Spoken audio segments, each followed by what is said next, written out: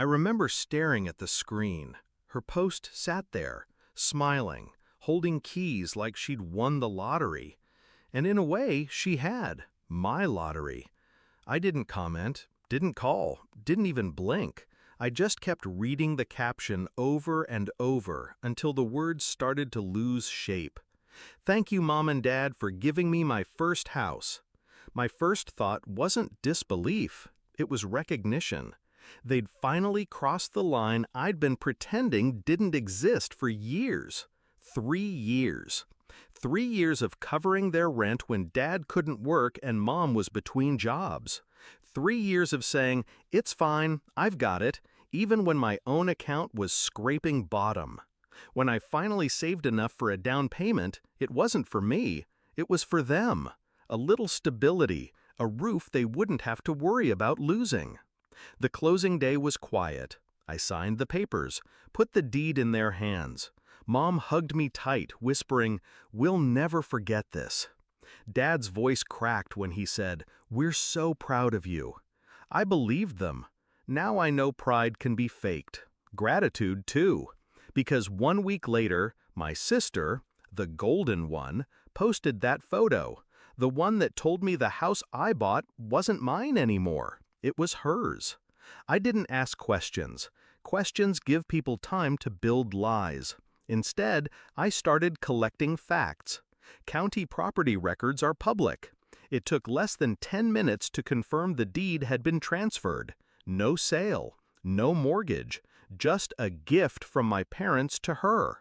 I called my bank, checked every payment I'd ever made. Every cent was mine.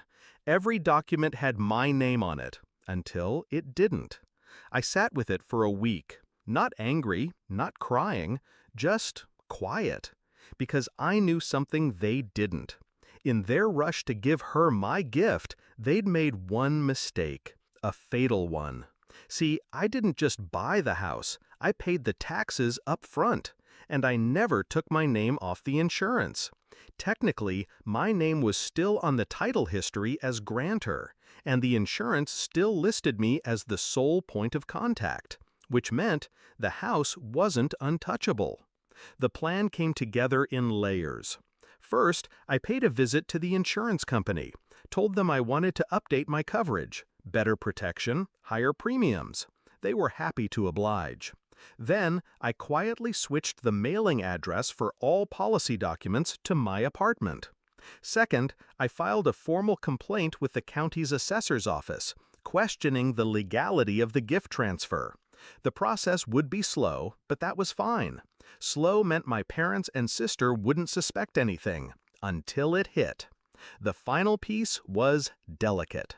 My sister had no idea how to handle homeownership. The lawn started to grow wild. She left trash cans on the curb for days. So I called the HOA, anonymously. Every violation stacked fines on the property. Fines she thought were my parents' problem, fines my parents thought were hers. In reality, they were mine. By the end of month 3, the house was bleeding money. The HOA was threatening legal action. The insurance premiums had tripled because of risk factors, and the county had frozen the title transfer pending review of my complaint. That's when I called a meeting. Living room, Sunday afternoon. They were all there, Mom, Dad, and my sister, perched on the couch like a queen. The tension was thick enough to taste. I slid a manila envelope across the coffee table. Inside, copies of every document, every payment I'd made, every fine they'd racked up, and a formal letter from my lawyer. "You have 2 choices," I said, calm as a surgeon. 1, sign the house back to me, today. 2, I let the county void the transfer, foreclose on the unpaid fines, and take the house entirely. My sister laughed first. "You wouldn't." I cut her off. "I would, and I'd still sleep fine." Dad tried to reason, but his voice wavered. Mom started to cry. I just sat there, watching them realize they'd underestimated me. It took them all of 20 minutes to fold. Signatures on the papers, title back in my name. I didn't gloat, didn't yell, But when my sister stormed out, slamming the door, I let myself smile. The next day, I sold the house. Cash offer. Closed in 2 weeks. I didn't tell them until the moving trucks pulled up. Mom called begging to stay just a little longer. Dad tried guilt, reminding me of everything they'd done for me. I let their words wash over me like static. They'd taught me something valuable. Love without respect isn't love at all. And trust, once broken, never repairs. When I walked away from that house for the last time, I felt lighter, not because I'd won, because I'd stopped playing their game. They lost the roof I gave them.